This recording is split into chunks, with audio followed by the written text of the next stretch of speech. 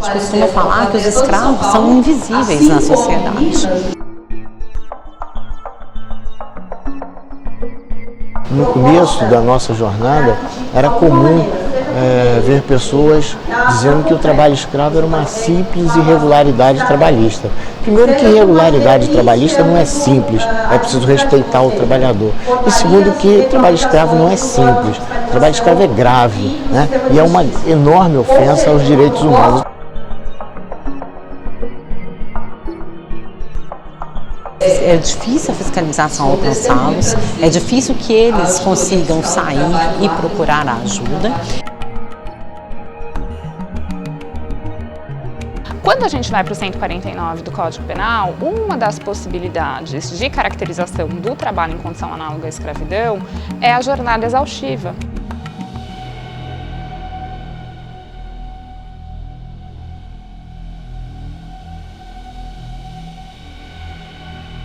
É um grupo de pesquisa, trabalho escravo contemporâneo, que funciona no Núcleo de Estudos Políticas Públicas em Direitos Humanos da Universidade Federal do Rio de Janeiro. Foi criado em 2003. O GPTEC fica dentro desse núcleo e a ideia é trabalhar com proposições de políticas públicas, né?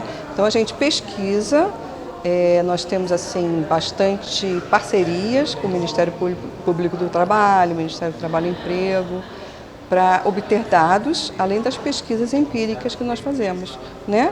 E a partir daí a gente pode propor algumas ideias de políticas públicas para suavizar um pouco essa questão do trabalho escravo contemporâneo. Uma reunião científica que congrega pesquisadores do Brasil e do exterior para discutir basicamente trabalho escravo, mas não só trabalho escravo.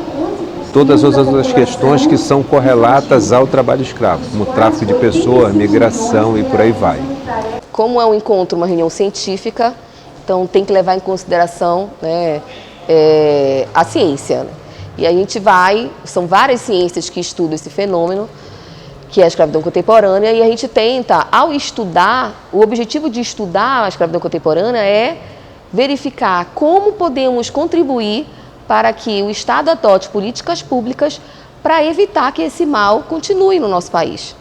Então, o aspecto é mesmo científico, só quem faz pesquisa, quem está no mestrado, que já é mestre ou doutor, pode participar.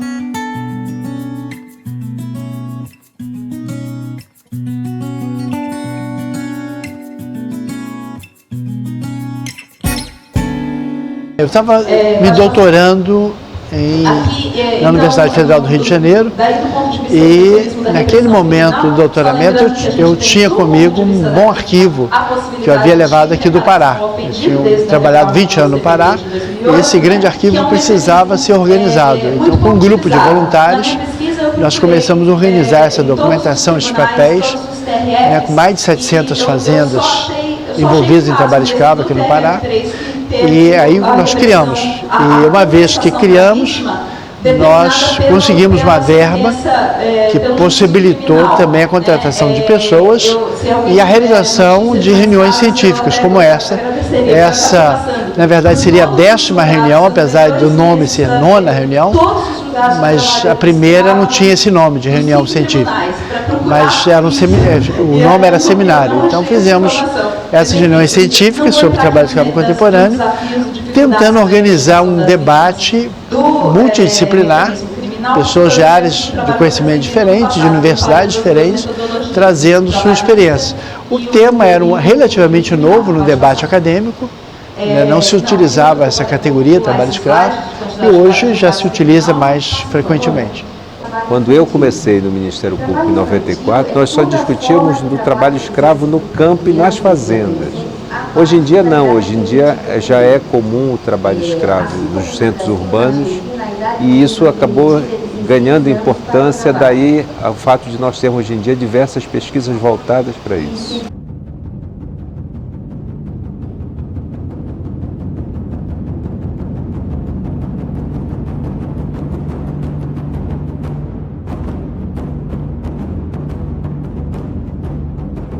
No processo histórico do nosso país, a população negra pós-abolição migrou para as cidades e migrou para o que se chama, nesse modelo, de periferia da cidade.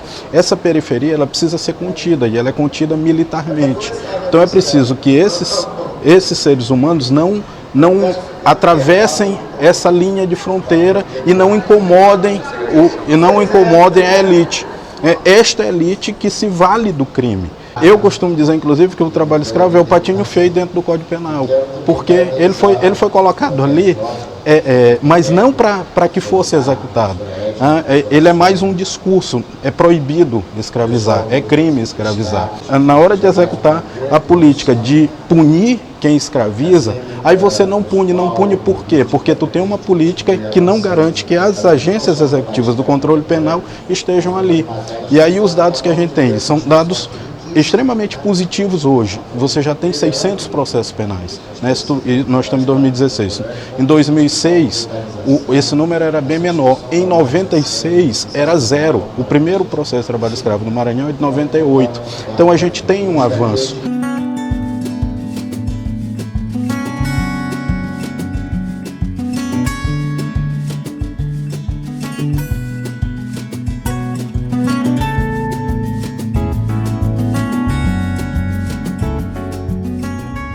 Esse problema não acontece por acaso.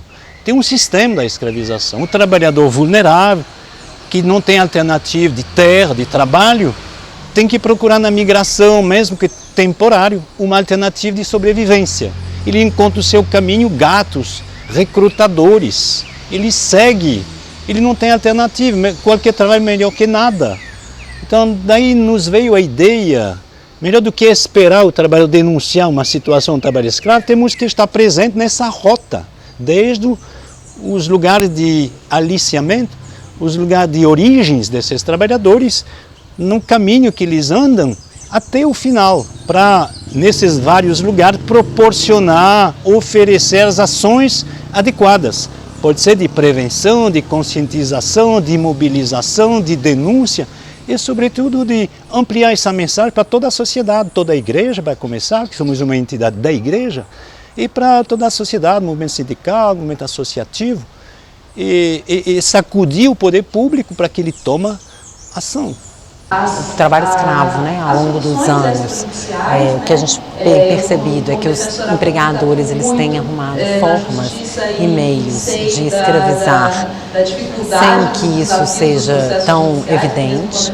Então eles usam de artifícios e meios para tentar escapar do conceito de trabalho escravo jurídico que a gente tem, mas que de certa forma se revelam às vezes até mais perversos do que a escravidão do passado, não querendo comparar coisas que são incomparáveis, mas hoje em dia com a demanda, né, com a oferta de mão de obra barata que a gente tem, o que a gente vê é que cada vez mais trabalhadores são escravizados e esses trabalhadores sequer sabem que estão sendo escravizados, o que impede que eles possam procurar ajuda.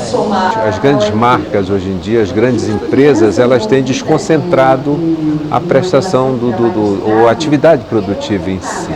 Isso faz com que nós tenhamos hoje em dia, então, uma série de empresas envolvidas com a elaboração de um único produto. O grande problema que se tinha é que nas fiscalizações iniciais só se pegavam aquelas que efetivamente tinham trabalhadores em situação de escravo e não se responsabilizava aquelas empresas que usavam disso e usavam disso conscientemente, até porque conseguem pagar menos para essas empresas terceirizadas exatamente porque elas têm um custo do trabalho menor. Então a ideia hoje em dia é responsabilizar toda a cadeia produtiva, desde aquele que explora o trabalhador até aquele que se serve dessa exploração para ter o seu produto final. Nós estamos falando de trabalho em condições análogas à escravidão na sociedade contemporânea. Então a gente tem que abandonar essa ideia que é somente a privação de liberdade. Então sim, o sistema de produção, a depender de como ele é utilizado, pode gerar uma situação de trabalho em condição análoga à escravidão por via da jornada exaustiva. E jornada exaustiva não é algo que está quantificado a partir de X horas ou não. Então, dá uma margem ao intérprete para olhar para o caso concreto e considerar se aquilo estaria dentro da caracterização de jornada exaustiva, mas ainda se seria trabalho escravo e não como se usa uma mera irregularidade trabalhista relativa à jornada.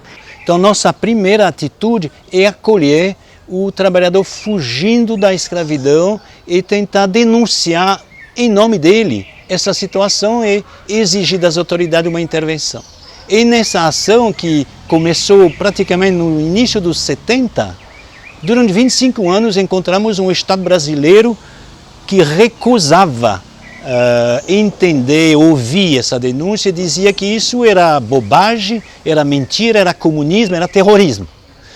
Foi preciso muita pressão nacional e internacional através da OEA, da OIT, da ONU, para que o governo brasileiro, em 95, pela primeira vez, aceitasse, reconhecesse que o trabalho escravo existe e começasse a tomar medidas que foram ampliadas a partir de 2003 com o governo Lula e a aprovação de um plano nacional de erradicação do trabalho escravo. De lá para cá, é bom dizer, a gente libertou 50 mil trabalhadores no Brasil. O pensamento do judiciário brasileiro, o pensamento do sistema judiciário, que amplia, não é só juízes, ele ainda é um pensamento que se aproxima do 1800. Ele ainda tem uma dificuldade muito grande de reconhecer que alguém tenha feito uma exploração de tal ordem de um ser humano que isso seria trabalho escravo. A tendência é sempre minimizar ou relativizar isso por questões culturais. Não, isso sempre foi assim, você está cobrando uma realidade para o trabalho rural ou para determinadas atividades urbanas que não são compatíveis com esse tipo de proteção. Então você traz um discurso cultural para negar a existência do trabalho escravo. Ou você traz também a constatação de que a punição penal é tão grande que ela se torna desproporcional em relação àquilo. E o jeito de fugir disso é negar a existência do trabalho escravo. Isso ficou ainda mais agudo, essa situação, quando você passa a ter a possibilidade de perda da propriedade do imóvel urbano ou rural sem indenização. Então a tendência é uma tendência reacionária de dizer, não, isso aqui é um ilícito trabalhista, mas não configura trabalho escravo. E nós percebemos realmente isso, que depende muito dos juízes, e muitos juízes, principalmente da Tribunal Regional Federal, daqui da primeira região, eles têm uma grande dificuldade em entender o trabalho escravo. Normalmente eles usam argumentos como que aquilo faz parte da realidade local, então falta essa conscientização. Eu acredito que trabalhos como o que são desenvolvidos pela Clínica de Direitos Humanos, a partir desse trabalho de extensão, são essenciais para que as novas gerações sejam diferentes, que possam combater essa prática.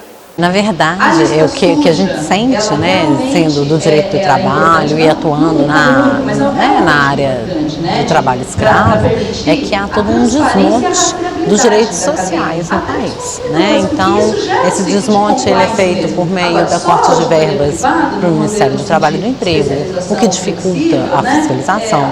É feito por meio dos cortes, né, à Justiça do Trabalho, ao Ministério do Trabalho, o que dificulta que as ações sejam julgadas de forma mais eficaz. Talvez seja importante ressaltar toda essa questão da PEC também, né, 55 agora, ela é tudo um reflexo do momento que a gente vive de uma redução de todos os direitos sociais. E sendo o direito do trabalho um dos direitos sociais mais importantes, não seria diferente, né, com o que vem acontecendo, o que prejudica enormemente o combate ao trabalho escravo.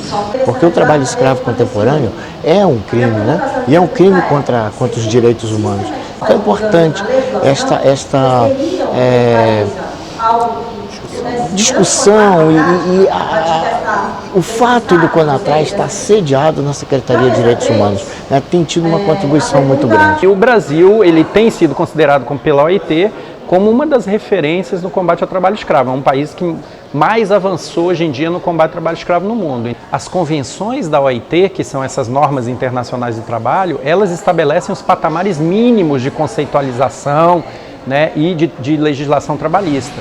O que aconteceu no Brasil, na verdade, especificamente com relação ao conceito, foi um avanço, né, no que a OIT conceituou lá em 1929, ou seja, muito tempo atrás, numa época em que realmente o trabalho escravo ele acontecia de uma maneira diferente, né? Então a legislação foi feita para a época e o conceito brasileiro ele é considerado como um avanço, é considerado pelo próprio comitê de peritos da OIT, que analisa a implementação das normas internacionais de trabalho, como um avanço em termos de legislação contra o trabalho escravo. O nosso sistema, o sistema brasileiro, ainda está começando a lidar com essas condenações internacionais, mas elas já geram um efeito. Você já tem um efeito, nem que seja de estranhamento em relação ao sistema interno, quando você tem um órgão internacional dizendo, olha, Brasil, cuide disso, faça aquilo, reconheça o direito à verdade ou reconheça a existência de trabalho escravo. Isso acaba gerando não só um debate acadêmico, mas um debate no âmbito do judiciário, do sistema judiciário como um todo, que é essencial. Então, a força das decisões da Corte Interamericana, elas não são apenas no caso concreto, elas geram um efeito sobre todo o sistema que acaba disciplinador. Nós abandonamos aquilo que seria o uso meramente retórico dos atos internacionais, em que você usa o Tratado Internacional, o Pacto de São José de Costa Rica, como se fosse uma cereja para simplesmente enfeitar o bolo, e passa a usar a cereja como recheio do bolo, ele passa a fazer parte daquela discussão. É isso que uma decisão da Corte Interamericana sobre trabalho escravo ou sobre qualquer outro tema em relação aos direitos humanos gera como impacto. Mais importante até do que o impacto no caso concreto. O caso concreto passa a ter uma decisão, uma indenização, algum tipo de coisa, mas ele gera um efeito multiplicador dessa discussão, cuja tendência é fazer com que o pensamento do sistema judiciário seja afetado. Essas reuniões organizadas pela GPTEC me parece um trabalho muito interessante, que não tem nessa forma, para o que eu conheço, um equivalente a nível internacional. Então é um trabalho muito bem feito, ou seja, o Brasil não é para nada atrasado nesses dois sentidos. Ou seja, depois em termos de legislação e de atuação de pessoal da academia junto com fiscais e pessoal do Ministério do Trabalho. A grande oportunidade que nós temos todo ano é discutir e conhecer outros autores que outros colegas estão pesquisando e conhecer a pesquisa que está sendo desenvolvida, já fazer contatos. Eu já tenho vários contatos de outros colegas que estão desenvolvendo pesquisa parecida para se somar, para pensar num projeto de pesquisa maior, nacional. Então, todos de parabéns. A gente tem aqui toda uma equipe da Clínica de Direitos Humanos, com 8 bolsistas vinculados aos meus projetos e outros bolsistas da clínica que quiseram participar na organização, em pequenos detalhes, eles que foram atrás, que contribuíram.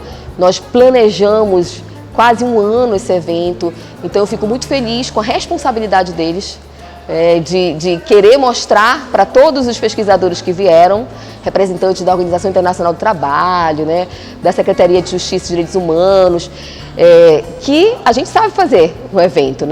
Então, todos de parabéns pelo sucesso do evento.